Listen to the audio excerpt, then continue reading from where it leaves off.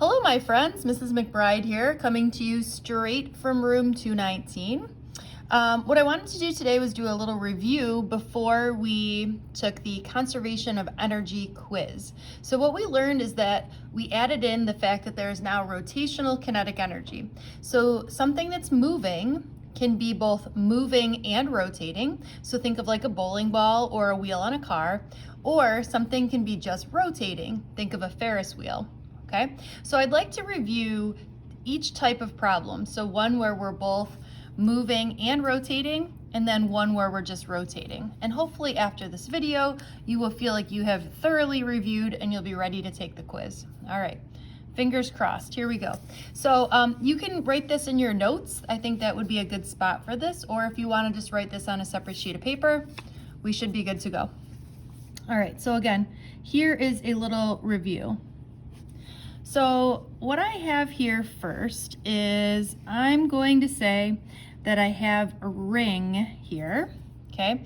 And this particular ring is moving with some sort of velocity, and it's going to stop at the top, okay? This ramp has a height of h. So the first thing I want to do is figure out what velocity is required in order to get this to stop right at the top. Okay, so since we've got an object that's changing heights and changing speeds, I'm going to say to myself, well, this must have both. This must be a good kinetic energy problem, and specifically it would have both rotational kinetic energy and linear kinetic energy because it's rotating and moving. So I'm going to grab my favorite page here, 227, and look for the ring, or in this case, it's the hoop.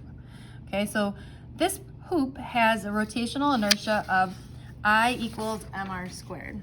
So I'm going to tell you that I is equal to mr squared, and we're going to say that this particular ring has a mass of m and a radius of r.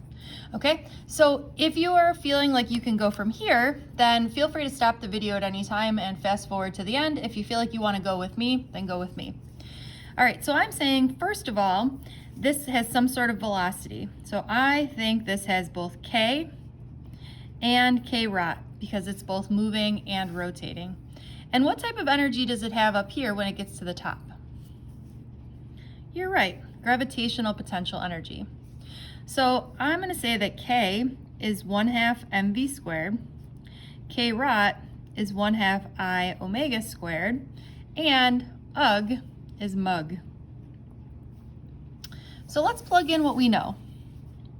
Well, there's not really much to do here, but we can do some business here.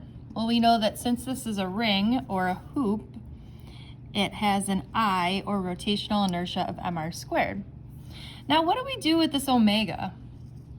Because I'm not looking for omega, I'm looking for what is this velocity. So, first thing let's do is say, we know that V equals omega R, or that omega is equal to V over R. Or what I like to do is plug in, if omega is squared, I get V squared over R squared. So I'm going to plug in over here, V squared over R squared. And this is going to equal mgh. What can we clean up here? I'm going to cancel out an m, and I'm also going to cancel out an r squared. So this actually is looking pretty nice here, because this becomes 1/2 v squared, this becomes 1/2 v squared, and over here I get gh. So 1/2 v squared plus 1/2 v squared gives me v squared is equal to gh. Do you notice how the mass always seems to cancel out of this? Just keep an eye out for that, right?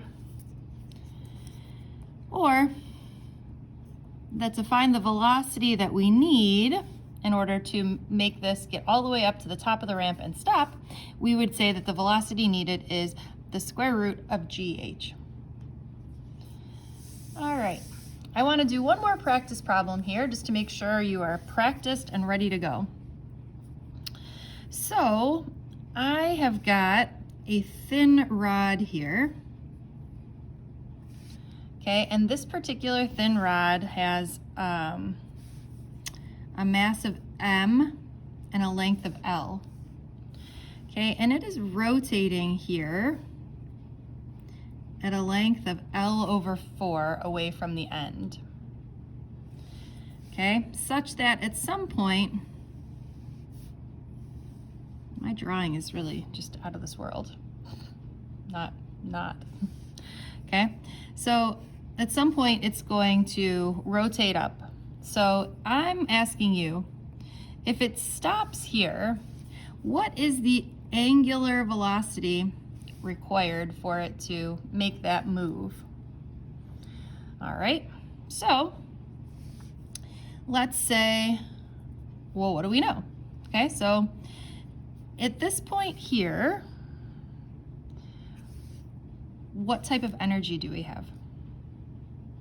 Hopefully you're saying we have kinetic energy because it's moving, but only rotational kinetic energy because it's just rotating, right? So it's just like our Ferris wheel example where it's just rotating and it's not rolling or moving.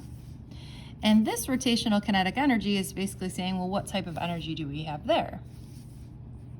Hopefully you're saying we have some gravitational potential energy. So I'm going to write out the fact that we have 1/2 I omega squared is equal to mgh. All right. And before we start going here, I'm going to start plugging in, but I realize I don't have I. Okay. So let's figure out what to do about I. Well, if we go back to our friend here, page 227, if we're looking for a thin rod, this gives us the fact that the thin rod is 1/12 ml squared, but that's if it's rotated through its center. But in this case, we're not rotated through the center, we're rotated through a 1/4 L from the end, okay? So, good news for us, we get to use the parallel axis theorem, or I com is equal to mh squared. So I com is the one from the page, ml squared, times m. Okay, now what is h? Well, h is the distance between the center of mass and the turning point. So this guy here is h. So if we're 1/4 L here, this also must be 1/4 L. Okay, or I'm going to get that this is 1/4 L. Or if we keep going, this is going to give us 1/12 ml squared plus 1/16 ml squared. I'm not feeling a fraction. How about you guys today? Or I'm going to do, what is 1/12 plus 1/16? And I'm going to hit my little fraction to decimal to fraction, and I get that this is 7/48. So this tells me that this is 7/48 ml squared. So this now can go up here. So we would get 1/2 of 7/48. Isn't that a beautiful looking fraction? Just kidding.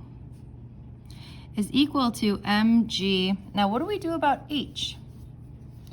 Hopefully you're saying, aha, we already have h. I would say this is the most missed part, so don't be one of these people that misses that part. 1/4 L. All right, so we should be able to clean this up here a little bit, right? I'm saying yes. Well, cancel out an M and cancel out an L.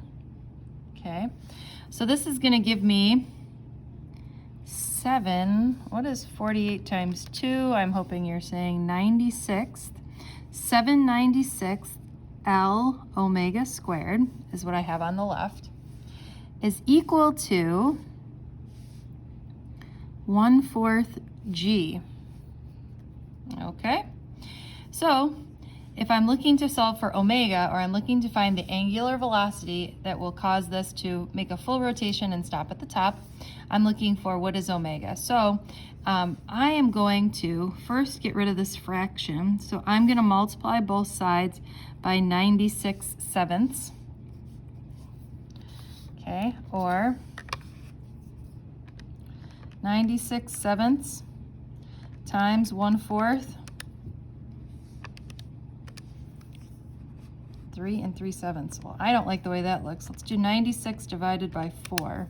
Okay, so I'm going to get that this is going to give me, on this side, 24/7 g is equal to L times omega squared, or omega squared is going to give me 24g over 7L. Gosh, that is ugly.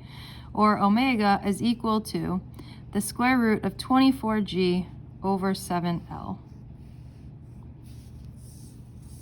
All right, hopefully you are feeling warmed up. You are ready for this quiz, and now would be the time. Good luck, friends.